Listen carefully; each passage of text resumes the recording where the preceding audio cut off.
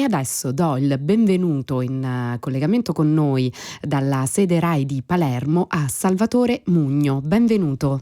Grazie, buonasera. Buonasera, buon pomeriggio a lei. E noi siamo qui per parlare del suo saggio, Navarra Editore, pubblicato da Navarra Editore, dal titolo Nascita della mafia e dal sottotitolo ben esplicativo: Storie di uomini d'onore istruite in Sicilia da Pietro Callaulloa, il procuratore generale del re che scoprì la piovra. E adesso piano piano scopriamo anche noi di che parla con più approfonditamente questo testo, un testo che è in parte saggistico, in parte narrativo, che racconta un momento della storia della mafia che è per lo più ignorato dagli studi, dai manuali, ed è basato su ricerche negli archivi di Stato di Palermo, di Napoli, di molte città che sono durate molti anni. Insomma, uno studio molto approfondito. Salvatore Mugno, come nasce questo lavoro e da cosa nasce il suo interesse per questo argomento? Diciamo che questo non è il mio primo lavoro che riguarda la mafia. Mi occupo di questo tema da diversi anni. Il mio primo libro che riguarda queste tematiche è uscito nel 1992. Ho avuto la fortuna e il privilegio di conoscere Mauro Rostagno. Io sono di Trapani, negli anni in cui lui viveva e operava a Trapani, e anche di avere il privilegio di una sua presentazione scritta al mio primo librettino che si intitola Ho mangiato le fragole. E insomma, da lì nasce un po' questa mia passione per queste tematiche, anche per questa grande ferita chiaramente che colpì Trapani, la Sicilia, ma anche chi personalmente conosceva Rostagno. Quindi diciamo che è una storia che è cominciata una quarantina di anni fa, questo mio interesse per la mafia. E mi sono occupato di vari personaggi, insomma, dal giudice Gian Giacomo Ciaccio Montalto a Falcone, che è stato a Trapani per metà della sua carriera, anche se gli italiani per lo più lo sconoscono, e anche purtroppo anche i siciliani, perfino i trapanesi spesso.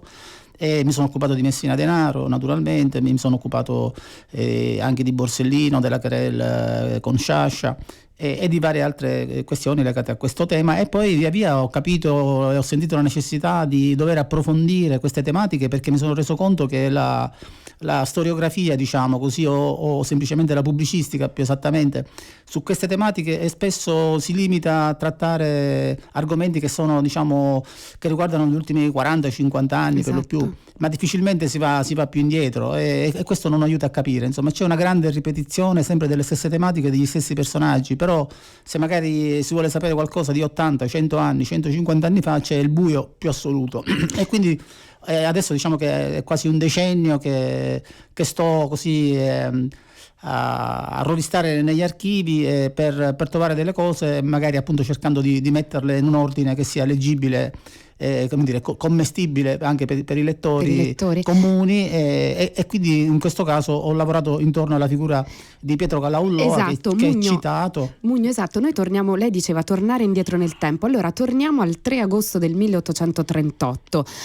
C'è una celebre relazione diretta dal ministro Parisio di Don Pietro Callaulloa, che rappresenta l'isola, la Sicilia, come, leggo le sue parole, abbandonata del tutto, scarsa di popolazione, senza strade, senza commercio, senza industria, con le prepotenze del patriziato e le insolenze della plebe. La Sicilia resta tuttora come un anacronismo nella civiltà europea.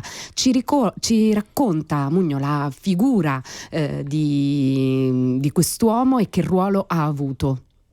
Sì, io ho messo in epigrafe un paio di testi, diciamo, ho citato uno, Napoleone Colajanni, che è stato il primo, era un docente universitario, studioso, parlamentare, eccetera, che ha citato dei brani tratti da questa relazione di Pietro Callaulloa. E poi ho messo un brano proprio di Pietro Callaulloa, scritto in una delle sue relazioni annuali che faceva nel periodo in cui lui era a Trapani, perché lui fu per circa 7 anni a Trapani e per 1 anno e mezzo a Messina, dove lui fa un ritratto, insomma, di se stesso, e quindi non la leggo perché è molto lunga, ma dove si vede l'indole, diciamo, di questa persona, e si vede il suo amore per la sua professione di magistrato. E quindi era un uomo profondamente innamorato del suo lavoro, aveva fatto vari tentativi in altri ambiti, era stato nell'ambito della scuola inizialmente, anche nell'ambito della carriera militare, era stato anche avvocato, brillante avvocato, tanto che il ministro di Grazia e Giustizia Parisio lo chiamò a fare il magistrato proprio perché aveva vinto una causa importante che era divenuta molto celebre. E, insomma, era il suo destino quello di fare il giudice. Peraltro nella sua famiglia, che era una famiglia aristocratica, c'erano stati già altri magistrati. Quindi lui a 37 anni, a 36 comincia a fare il magistrato e a 37 già a Trapani. E io, leggendo molte relazioni, documenti inediti relativi alla sua attività, soprattutto nei primi mesi in cui lui era a Trapani, quando scriveva appunto al ministro o all'intendente oppure al luogotenente regionale, eccetera, si vede la voglia, la passione che ha di fare questo lavoro, di conoscere la realtà siciliana e del trapanese in particolare dove lui era. E si vede che insomma ha una marcia in più rispetto agli altri suoi colleghi, una voglia di fare straordinaria che poi si manifesta in tutto il periodo in cui lui rimane in Sicilia. Quindi era un grande, un vero magistrato impegnato nella lotta alla criminalità. Questo era, diciamo, il suo principale obiettivo. Ma non aveva però, così, come dire, i pregiudizi, perché avrebbe potuto benissimo, come dire, far finta di non vedere tante cose, visto che comunque lui era una persona, un funzionario e anche una persona, insomma, di un certo livello, una personalità del regime borbonico. Ma lui, nelle parole appunto che lei ha citato, in qualche maniera avanza delle critiche fortissime nei confronti del proprio stesso governo che già esisteva dal 1816, quindi da più di 20 anni, il Regno delle Due Sicilie. Quindi una persona anche, diciamo, con una grande onestà, oltre che con una grande voglia di affrontare i problemi della criminalità in Sicilia.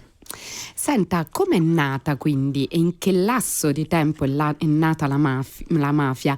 Ci racconta anche le versioni leggendarie e mitiche della sua origine? Sì, ovviamente la mafia non ha una data di nascita, come un essere umano, diciamo, tale giorno, tale ora, quindi con la registrazione magari con 2 testimoni, eccetera. E ci sono varie ipotesi su queste cose, ma in ogni caso non c'è un fenomeno di questa tipologia, non nasce in una data ben precisa, in un momento ben preciso, ma matura in un arco di tempo abbastanza lungo, di anni, anzi probabilmente di secoli. E ci sono varie leggende, l'Ottocento prevalentemente. L'Ottocento. Certo, l'Ottocento secondo me è quello in cui comunque noi possiamo cominciare a vederla in maniera anche documentabile. Però ci sono varie ipotesi, ci sono per esempio la leggenda di Osso, Mastrosso e Carcagnosso, che la colloca nel XV secolo, 3 fratelli che erano prigionieri in questa leggenda nell'isola di Favignana, eccetera. C'è chi la riallaccia ai Beati Paoli, però di solito questi sono i mafiosi stessi per darsi un'aura così leggendaria di vendicatori, eccetera. In effetti poi ci sono studiosi come Virgilio Titone, per esempio, che la riallaccia anche all'Inquisizione, quindi alla fine del 400. In che modo all'Inquisizione? Al Tribunale della Crociata, praticamente, dove c'erano tutta una serie di privilegi per i familiari, ecco, di questi funzionari, e quindi questa cosa avrebbe determinato queste situazioni, diciamo, di privilegio, appunto, di abuso. Però in effetti, diciamo, invece nel mio libro io mi baso su documenti e su cose ben concrete, e quindi, diciamo, sono tutte cose provate perché sono tutti documenti d'archivio e quindi non sono ipotesi mitologiche, diciamo. Esatto. E quindi lei a che cosa, ecco, tornando, diciamo, alla parte più storica, diceva l'Ottocento, ecco, dove la concentrerebbe, diciamo, dal punto di vista documentale, più o meno l'inizio, chiaramente non una data precisa, ma un periodo e un periodo storico e anche un periodo sociale? Diciamo che questa fase della prima metà dell'Ottocento si presta molto a una collocazione, diciamo, come nascita, come nurserie, diciamo, come primi vagiti intellegibili, perché cioè, quello che io ho documentato attraverso la lettura di centinaia, se non migliaia di sentenze, praticamente sono questi primi movimenti attraverso gli abigeati di trafficanti che si muovono tra i vari comuni e tra le varie province e che intessono diciamo, questa rete che poi diventa una struttura, appunto, unitaria, perché la mafia siciliana si caratterizza proprio per la unitarietà e per la gerarchia che si viene poi a realizzare, quindi con dei capi che comandano su tutta l'organizzazione, e questo si vede bene in questo mio libro, attraverso queste decine di sentenze, di casi, di storie che io ho ricostruito in maniera anche molto complicata, perché a volte si tratta di testi non proprio chiarissimi, eccetera, e si vede che lì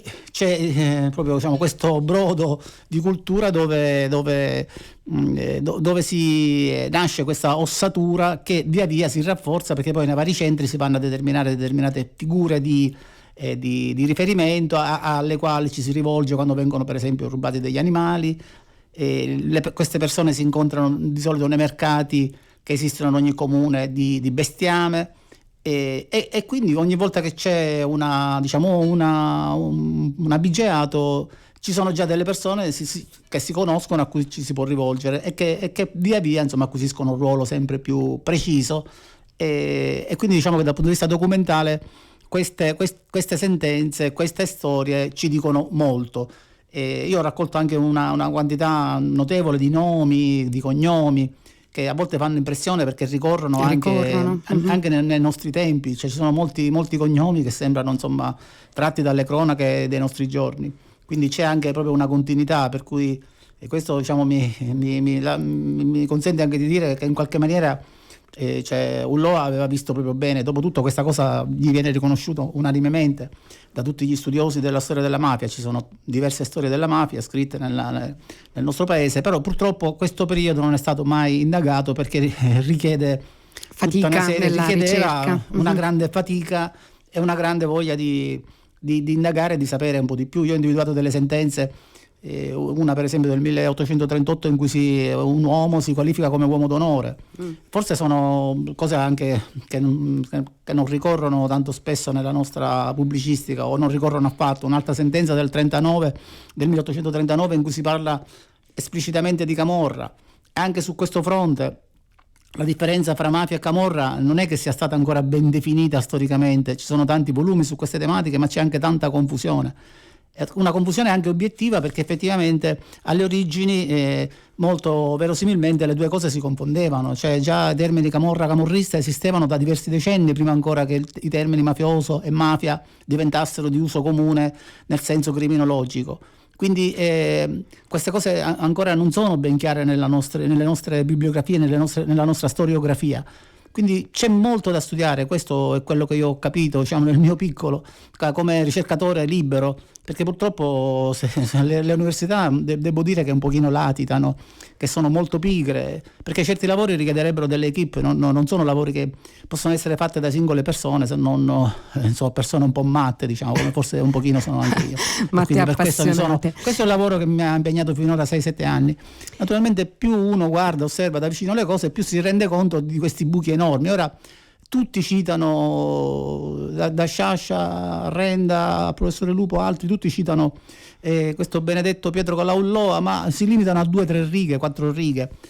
Mi sembra veramente poco se si vuole capire la mafia, e se è vero che questa persona, come è vero, come documenta questo mio libro, che è un volume di 500 pagine peraltro, e come dire, ho fatto una sintesi per non farmi picchiare dal mio editore, che già era sul punto di farlo.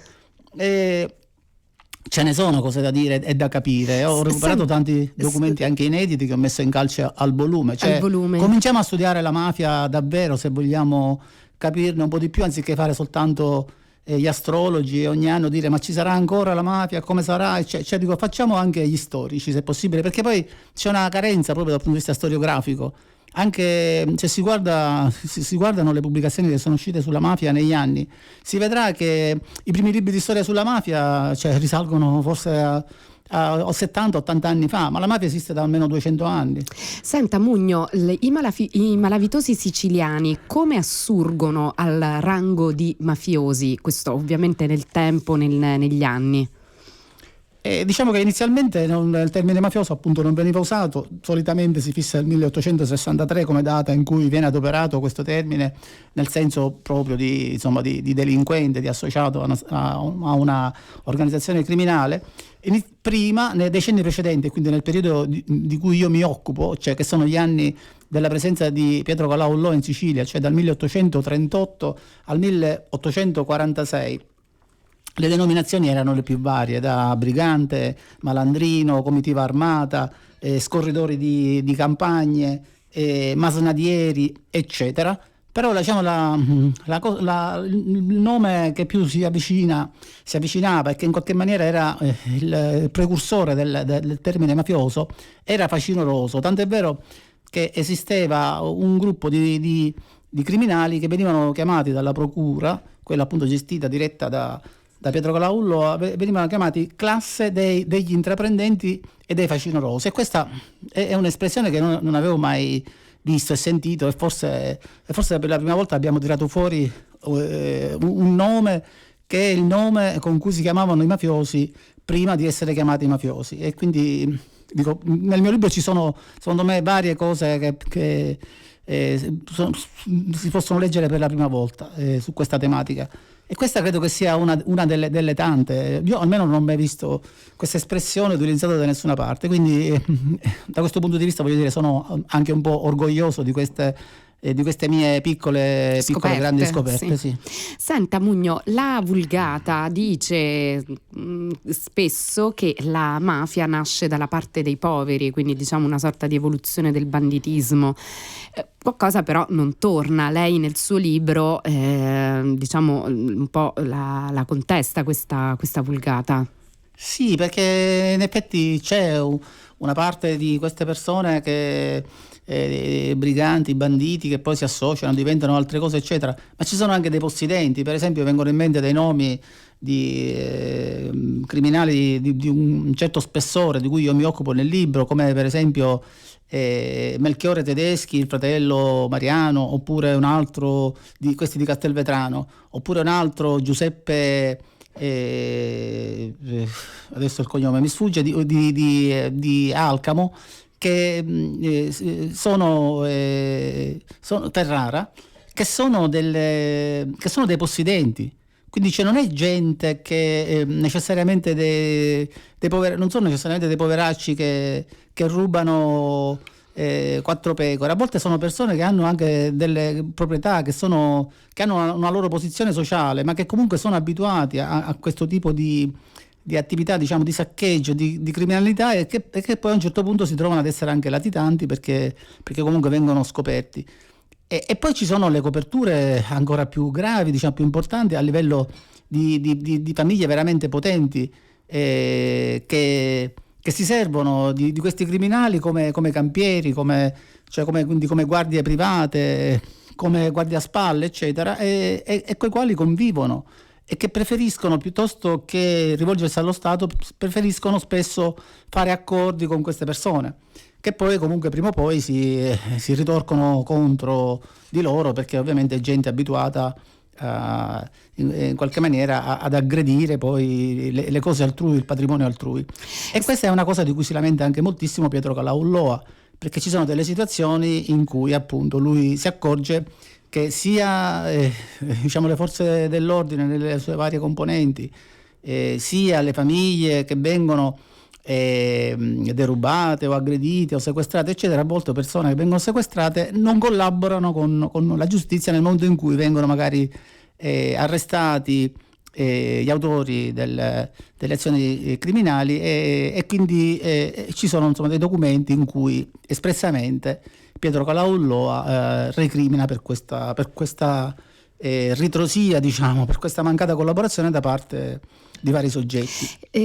Salvatore Mugno, invece, per quanto riguarda la geografia, diciamo così, della mafia, le faccio una domanda doppia, due domande in uno. Allora, anzitutto, perché nell'area occidentale della Sicilia la mafia ha attecchito prima e meglio che nel resto dell'isola, e poi l'esportazione nell'America del Nord tra fine 800 e inizio 900?